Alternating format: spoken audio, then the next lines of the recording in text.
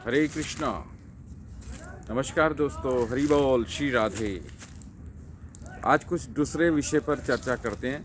वो चर्चा बहुत महत्वपूर्ण है, इसलिए मेरा भाव आया कि मैं आज उस बारे में आपसे बात करूं। और मैं बहुत सुंदर ग्रीनरी में लेकर आया हूं आपको। बात आती है कि जब भक्ति की बात करी जाती है समाज के अंदर, कि शुद्ध भक्ति करी जाए, तो लोग भ्रमित हो जाते हैं। लोग इतने भ्रमित हो जाते हैं कि वो जो कर रहे हैं, जिस प्रकार का भी पूजा पाठ कर रहे हैं, उपासनाएं कर रहे हैं, वो सोचते हैं हम श्रेष्ठ कर रहे हैं, हम श्रेष्ठ कर रहे हैं। और उनको कोई सही मार्ग शास्त्रों की बात कहे तो कि वो उससे परे भागते हैं, दूर भागते हैं। और ख़ासतौर से जो युवा वर्ग है हमारा, और उनको अगर भक्ति की बात बताई जाए, आधे से ज़्यादा तो इसलिए हट जाते हैं क्योंकि उनके पेरेंट्स ने उनको कुछ और सिखाया होता है, उनके कुल घराने ने उनको कुछ और सिखाया होता है, समाज ने उनको कुछ और सिखाया होता है, जिसकी वजह से वो भक्ति के पथ पर आते ही नहीं हैं। वो शास्त्रों को समझते ही नहीं हैं, समझना नहीं चाहते, इनकार कर देते हैं। क्योंकि वो स्कूल कॉलेजेस के अंदर जो पढ़कर और देखते हुए आए हैं, वो सोचते हैं वही जीवन है, उसको वो वास्तविक जीवन समझ बैठते हैं, इसलिए दूर भाग जाते हैं। तो मैं यहाँ यही कहना चाहता हूँ इस बात से कि उनको शुद्ध भक्ति का पाठ पढ़ाया जाए, तो घर वाले, उनके संगी साथी ये कह देते हैं कि अब तो क्या बाबा बनेगा, अब क्या साधु बनेगा। तो साधु बनेगा, बाबा बनेगा, तो क्या मतलब है इसका? क्योंकि हमने अब ऐसी परिकल्पना बना ली है, ऐसी ये सोच बना ली है कि जो साधु होते हैं वो कैसे होते हैं, वो बड़े बड़े लटाएं जटाएं वाले होते हैं, उनका कोई लाल वस्त्र धारण कर लेते हैं, और इस तरह की जो बहुत सारी हैं कि संसार से उनका कोई लेना देना नहीं होता, परिवार से दूर चले जाते हैं। नहीं, कलयुग में ये मान्यता नहीं है साधु की। कलयुग की मान्यता साधु की है कि वो राक्षसी प्रवृत्ति के आचरण से दूर हो जाना ही साधु वाला रूप है। राक्षसी प्रवृत्ति अर्थात साधु का जो भाव है वो वास्तव में मनुष्य वाला रूप है। वास्तव में जो मनुष्य है नहीं, हम दिख रहे हैं मनुष्य है नहीं। हमारा खान पान राक्षसों वाला है, हमारी बोलचाल राक्षसों वाली है, हमारा रहन सहन राक्षसों वाला है, राक्षसों वाले कपड़े पहनते हैं, भिखारियों। आजकल तो प्रचलन ही बड़ा गलत चल पड़ा है कि हम भिखारियों जैसे कपड़े पहनने लगे हैं और अपने आप को आधुनिक बताते हैं। भिखारियों के जैसे फटे हुए कपड़े पहनते हैं। आज के युवा वर्ग फटे हुए कपड़े पहनकर अपने आप को उन्नत बताना चाहता है कि मैं बहुत संपन्न हूँ, अच्छे घराने से हूँ, मैंने बहुत अच्छी शिक्षाएं ली हैं, ये बताना चाहता है आज का युवा वर्ग। तो कहने का मतलब ये कि साधु का तात्पर्य है, शास्त्र भी बोल रहे हैं, श्रीमद् भागवतम बताती है कि साधु वो जिसने वास्तविक रूप से मनुष्य के रूप में जीना शुरू कर दिया है। मनुष्य के रूप में, यूं तो हम मनुष्य ही नहीं है, दिख रहे हैं मनुष्य लेकिन है नहीं, क्योंकि हमारा आचरण खराब है। हम गंदा खाना खाते हैं, गंदा बात करते हैं, गंदे वस्त्र पहनते हैं, गंदा ही सोच है, गंदा ही चिंतन, गंदा ही हर चीज़, गंदगी से हम भरपूर हैं। लेकिन हम नहीं देख पाते क्योंकि हम गंदगी साफ को नहीं जानते थे, इसलिए गंदगी की पहचान होती ही नहीं। जब साफ दिखाने लगो, साफ बताने लगो, साफ में बैठाने लगो, तो उनको घृणा होती है। जिस प्रकार सुअर जो होता है ना, सूकर, उसको अगर स्वच्छ जगह में ले जाके बैठा दिया जाए तो वह नहीं बैठेगा, उसको जबरदस्ती बैठाओगे तो बैठेगा, वरना वो अपने गंदे नाले में गंदी जगह पे ही जाके बैठ जाएगा, उसको वहाँ सुख मिलता है। वही आज के मनुष्य की स्थिति हो गई है।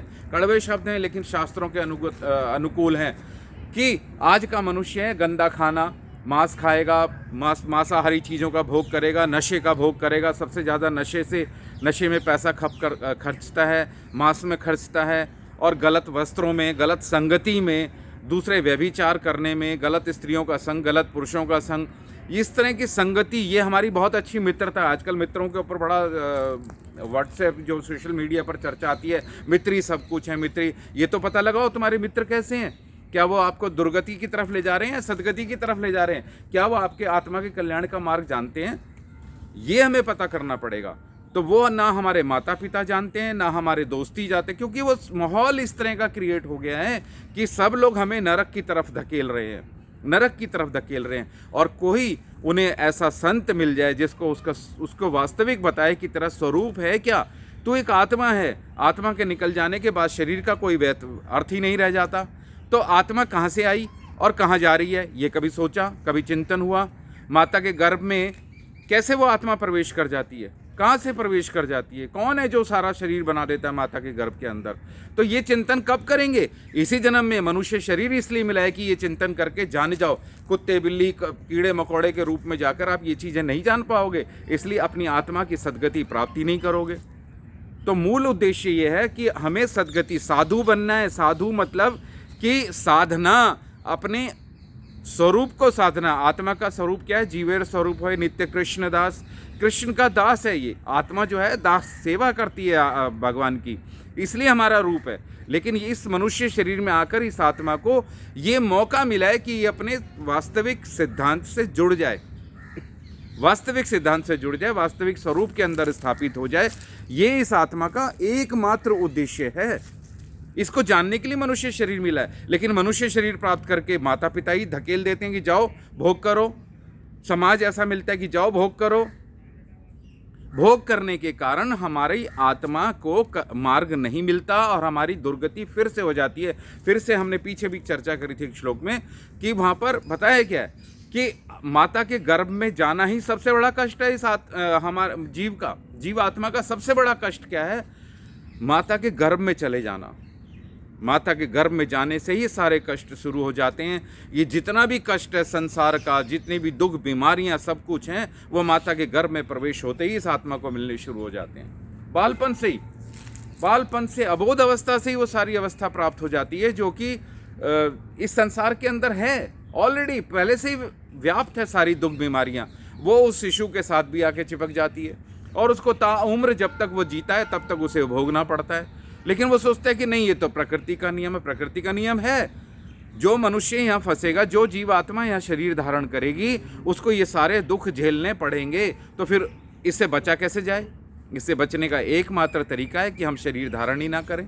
और शरीर धारण नहीं करने का एकमात्र उपाय है कि अगर हमें मनुष्य शरीर भगवान की किसी कृपा से प्राप्त हुआ है तो हमें भगवान नाम का, इस जीव का इस्तेमाल करके भगवान नाम का उच्चारण करें, गीत गाएं, कीर्तन करें, और यही प्रसाद, उनके भोग लगा हुआ प्रसाद अगर हम पाते हैं तो हमारा कल्याण निश्चित है। हमें फिर से माता के गर्भ में घुसने की ज़रूरत नहीं है।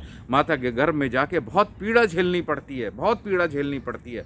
और जन्म होने के बाद तो फिर तो विस्तार है ही दुख दर्द का, ये सब आप जानते हैं अच्छे से, भली बात, ठीक है। लेकिन इसको प्राकृतिक रूप से मान लेना, ये सबसे बड़ी मूर्खता है।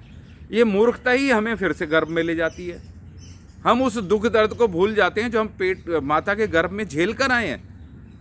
और हमारी ये, क्योंकि मनुष्य की जो कलयुग की बुद्धि है वो इतनी विस्मृत करने वाली है कि भूल जाती है।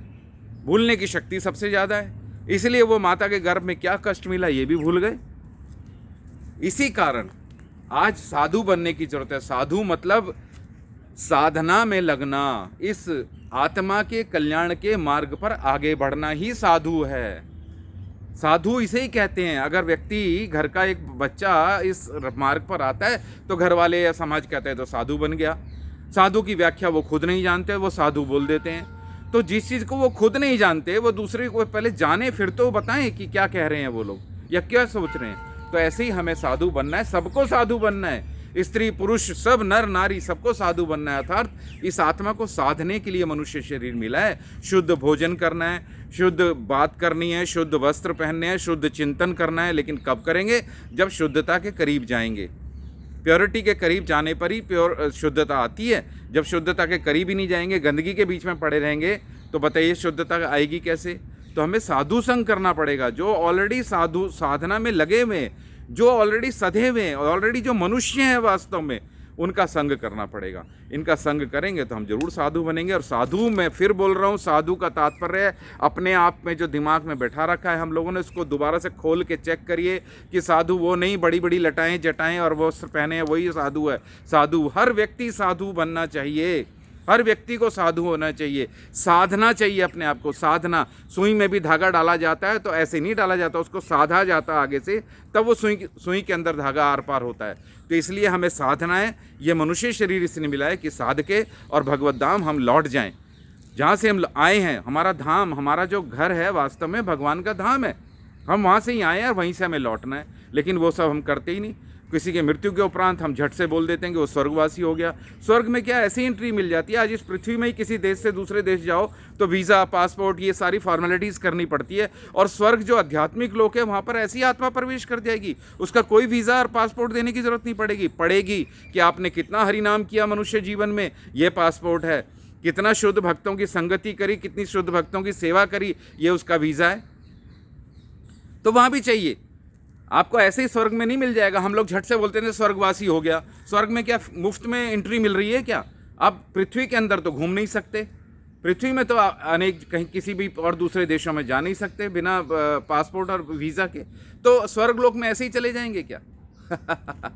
हम दुनिया भर के पाप कर्म करते हैं और उसके बाद हम स्वर्ग लोक में जाने की बात करते हैं, स्वर्ग में चले गए। दुनिया भर जब तक जीवन रहा तब तक पाप अधर्म सब कुछ करते रहे, दूसरे का लूटा खसोटा सब इकट्ठा कर लिया अपने पास, दूसरे को हित नहीं किया, दूसरे का परहित करने की सोची नहीं, और हम स्वर्ग में एंट्री हो जाएंगे हमारे मरने के बाद? कैसे हो जाएगा? How it is possible? कौन सा सिद्धांत कहता है कि मरने के बाद तुरंत स्वर्ग में एंट्री मिलती है? बताइए। उसके नियम है, स्वर्ग में जाने के नियम है, जैसे किसी दूसरे देश में जाने के नियम होते हैं, उसका पालन करना पड़ता है उस दूसरे देश के नियम का। वैसे ही हमें तब पासपोर्ट और वीज़ा मिलते हैं, तो वैसे ही उसी तरह के पासपोर्ट वीज़ा की ज़रूरत जब पड़ती है जब हमें स्वर्ग जाना है। स्वर्ग जाना है जिस प्रकार और नियम है, वही आध्यात्मिक लोकों में भी वो नियम लागू होते हैं। इसलिए हमें साधु बनेंगे तभी हमें स्वर्ग में जाने की एंट्री मिलेगी। साधु बनने पर, साधु मतलब साधनाएं अपने आप को, हमें मांस मच्छी मदिरा नशाखोरी इन सब से बचना पड़ेगा। सुंदर गलत वस्त्र पहनने से, गलत वाक्य बोलने से, गलत संगति से बचना पड़ेगा, तो हमें स्वर्ग की एंट्री डेफिनेट नहीं मिलेगी। ऐसा भगवान ने श्रीमद् भागवतम में कहा। जरूर मिलूंगा अगली एक सुंदर चर्चा के साथ। हरे कृष्णा, श्री राधे।